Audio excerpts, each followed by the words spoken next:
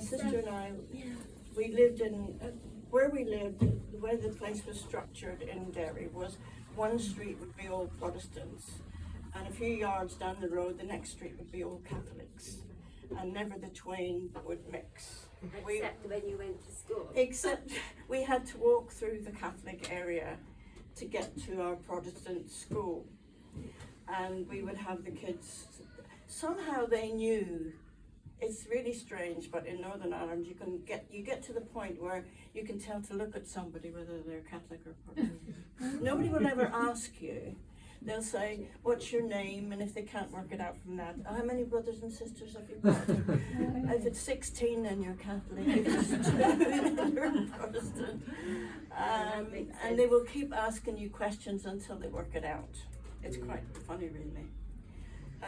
Yeah, so we walked through this Catholic area, and we'd have bottles thrown at us and strange songs sung at us, and it was not very pleasant. And also, Joanne, you felt you were a mistake, you said. You thought That's you right, were yes. not planned as a mistake. And also, times at home weren't too easy because your father worked as a prison warden. Yes, At a time when there were hangings going yes, on. that's in right, there. yes. So he was a little stressed too. So do you think a childhood with that many challenges affects you all your life, or do you think you just walk away from it because you walked away from the office? That's a very good question.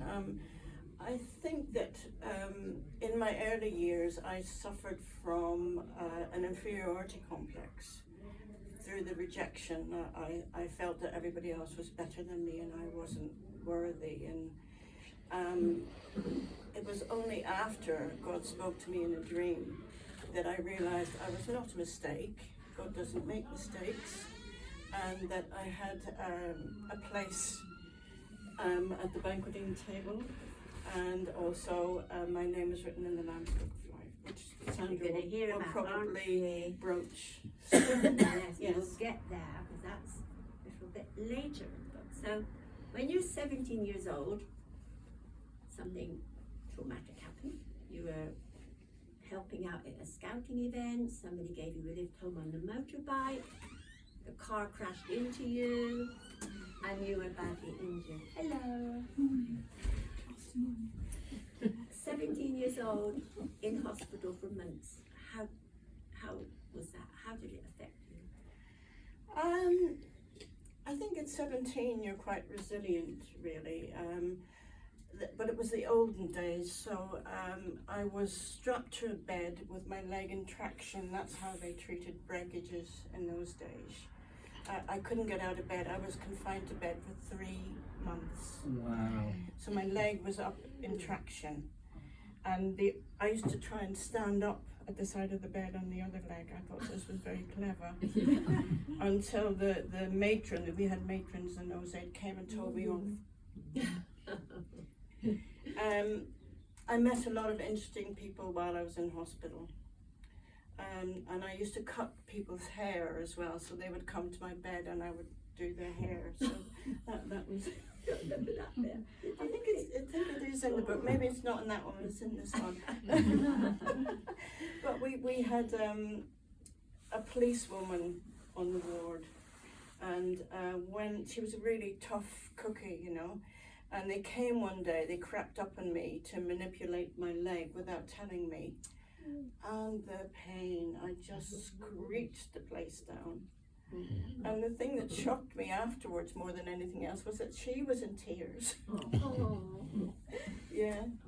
But you didn't just get it mended in 3 months, you suffered from that accident Yes, all your life. the upshot of the injury, I had a double fractured right femur, and the upshot of it was that there's a length discrepancy in my legs. So what? Length discrepancy. One leg is shorter than the other. Yeah. And because of that, my spine is kind of like that. The discs are at a slant. And that has caused a knock-on effect with, I'm metal mini, I've got hip implants, I've got knee implants, I've got a cage in my foot, I've got a cage in my back. So it's great fun going through security at airports. I just put my hands up, you know, and all the alarms go off and they think they've won the jackpot. So, but now that the airports are getting more sophisticated, it's not so difficult. Anyway. Well, that was age 17. They finally let you out, and quite soon after you left home, going to other towns, other countries, a real big succession of jobs, and also some quite difficult relationships. You must feel looking back that the world is a difficult place for a girl trying to make Yes, well, I think everybody's entitled to a few mistakes, but I've made enough mistakes for 3 people. So I had no parental guidance. So I was a loose cannon, really, and I came to London and worked in a wimpy bar and did all sorts of menial jobs, working in a factory, and through that met a succession of peculiar people, and I won't go into all that, you can read about it in the book. Well, before too long, you were a single mum I was, yes. in London, caring for your baby Kerry Ann, Yes, and working very long hours in different jobs to create a home for yourselves. yes. And at that point, you began searching for spiritual help and spiritual meaning. Where did you turn to? Oh my goodness, I wanted to see things happening. I didn't believe all this Christian stuff. I thought it was a load of bunkum. And that most of the Christians I knew were very pole-faced and serious, and I thought, oh, I can't be doing with that. So I started reading books written by mediums. I was fascinated by the fact that they could talk to people about departed family and friends and tell them where documents were hidden and get all these facts accurately. I didn't realize that the source of this information until later on. But I always felt that there was, God's hand was stopping me from going too far down that line. Well, then came a particular man who had a very large dramatic role in your life for many years.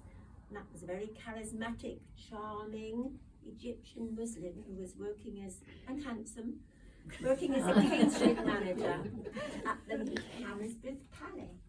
In Correct, London. yes. His name was Majid, and you married. And you Yes. had your precious son Adam together. Yes. And you need to read the book to find out about Majid. It's quite a story. He's a fascinating man, but also a lot of trouble in many ways. But then comes a turning point, and one day you had a particularly bad situation with your dad, which I don't need to go into, but you were very distressed, and you yelled at God. What I happened? did. What? Just, I yelled at God. Yes, I hadn't seen my father for 15 years, and suddenly he got back in touch, and we met up, and he subsequently gave me £1,000, which I was very grateful for because we were pretty hard up at the time. But something told me not to spend that money, put it in a deposit account, which I did.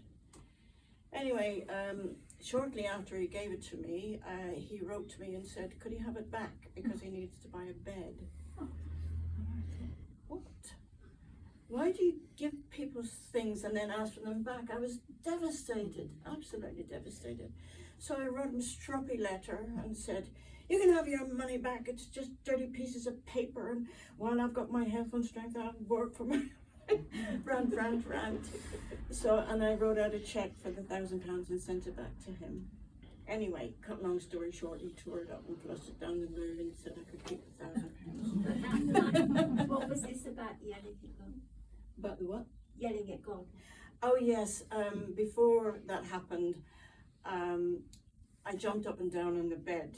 This is how naive I was, because I thought the higher I get, the nearer I get to God. You know, so I was saying, well, why don't you sort this out? You know, and I didn't really know God at the time, but as a distant figure, you know. And anyway, he certainly answered that prayer, because the next day there was a knock on the door, and I was in such a distressed state I didn't want to open the door because my face was all red and blotchy from sobbing. And my daughter answered the door, and it was somebody who, she came in anyway and said, the man wants to talk to you, Mum. And I said, how much does he want? Not that I was cynical, you understand. And she said, he doesn't want any money, Mum, he just wants to talk to you. I thought, oh, okay. So I wrapped the dressing gown round me and crept to the door. Anyway, I spoke to this man for about an hour, and I couldn't tell you really what he said. He just spoke about God, and invited me to his local church, which was Emmanuel Assembly in North Kensington. And I said, well, I'm already sort of going to a church. He said, well, come and see what you think. If you don't like it, fair enough, just come. So the next day I went, and ended up going there for 15 years.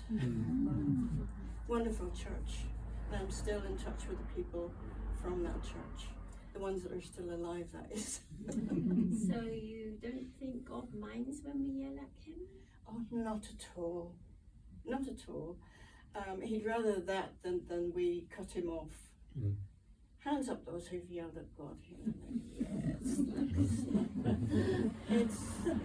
It's a done deal. We can yell at God. So you are now in a church and learning more. And a few years later, 1978, there came an experience which changed your life, a vivid dream. What happened in this dream? Well, God spoke to me clearly in the dream, and he told me that my name was written in the Lamb's Book of Life. And at the time, I didn't know what the Lamb's Book of Life was in the natural, but I understood what it meant in the dream. He also told me that I had a seat at the banqueting table, and I knew that because there was a chorus about the banqueting table that I'd learned. So I knew that, I understood that in the dream and in the natural. He also told me that I'd be put through the fire 7 times and refined and fashioned into the shape he wanted me to be. He told me that every tear that I'd shed was like a jewel in a crown. So I thought, watch out, Elizabeth Taylor. Was there anything else I would have riches beyond measure. Yes, he told me I would have riches beyond measure in this life. And his riches are not material riches, they're spiritual riches. And I understood that. Yes, so that was great. So, put through the fire 7 times sounds a bit daunting. Well, that's why I wrote this book, because I have broken it down into the 7 events. And then there's... Because that happened, did it? 7 times? Oh, 7 times, yes, absolutely. And you knew each time that this was written? Oh, you think, Just, oh golly, this must be one of the 7. No, it wasn't as clear as that, Sandra, but on reflection, with hindsight, I could see, yes. 7, Yes. Certainly in writing the book, I could define 7 clear events. And it seemed like God was stripping me of everything that I depended on, my security. You know, my mum died, my dad died, my daughter left, my marriage broke up, my financial security was exploded, my house was repossessed, my daughter went to the other side of the world, so I was stripped naked, basically. At that point, how did you get through that? How do you get through being suddenly realizing everything is taken from you? How does one survive as a person and as a Christian? God spoke to me so many times, and I just felt really privileged. And I knew God was with me. Like I said before, I always felt a bit insecure and that I wasn't as good as other people, and especially when I joined this church where they're all really holy people, you know. I felt like ringing a bell saying unclean, unclean. And I was striving driving home from work one day, and I was going up Western Avenue. In the back of a car, there was a script saying, "Therefore there shall now be no condemnation for those who are in Christ Jesus." And I thought, what? Why has nobody told me that before? I was absolutely bouncing. You know, I couldn't wait to get home and find it. I didn't find it. But I had the Bible on my computer at work, so I went in early the next day and went through from Genesis to Revelation. Nothing. I hadn't a clue. I didn't know if it was Old Testament, New Testament, what. So I was really disappointed and upset. Suddenly it flashes up on the screen by itself, Romans 8:1. And it was like the Twilight Zone, you know. And I heard God say to me, "Yes, I am talking to you." And he chuckled. And I was just 6 foot in the air for the rest of the day. You couldn't get any sense out of me. And that's been my life verse ever since. Well, it's almost 50 years since you first yelled at God, and that man came to your door the next day. And we hear in the book more about the very dramatic story of Majid's life and death. Mm-hmm. We join you on your travels and your adventures, which have been very extensive and interesting. Your interesting jobs, your wonderful Christian friends, and the last 20 years sharing your life with your loving and supportive husband, Tony. Really nice. All came right in the end. Absolutely, yes. Did everything become easy peasy then? I think you've already answered that. Since you trusted Jesus with your life. Or was there a long journey of discovery? That's a daft question. Oh, it was a long journey of discovery, and I think everybody here will know that the Christian journey is not like that. It's like that.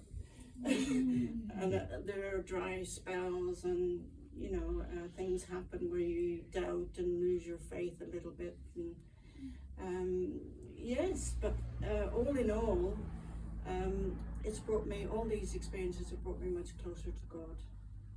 And nothing now would shake my faith. And when I met Tony, he wasn't a Christian. He went to church, I think, occasionally, but he wasn't a Christian. Do you want to speak, Tony? We're allowed to disagree.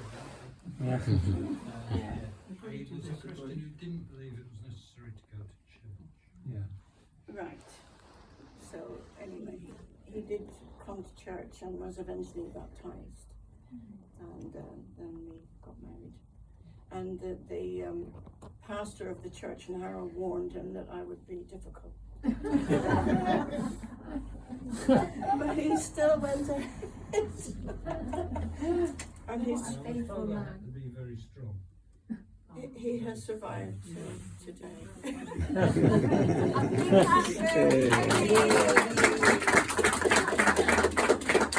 Well, that is so lovely. And look at it. That was wonderful. Thank you. So So now now, we have, well, there's 3 things going to happen. At some point, you've got the chance to look at the books, chance to have a look at the tea from the kitchen, and have some food. But the really important thing is that Richard's going to talk to us about Chosen. Yes. Shall we go straight into that? Yes. Or do you think we need a cup of tea to recover? I think a cup of tea Or you might want a cup of help tea? you out. 10-minute break. 10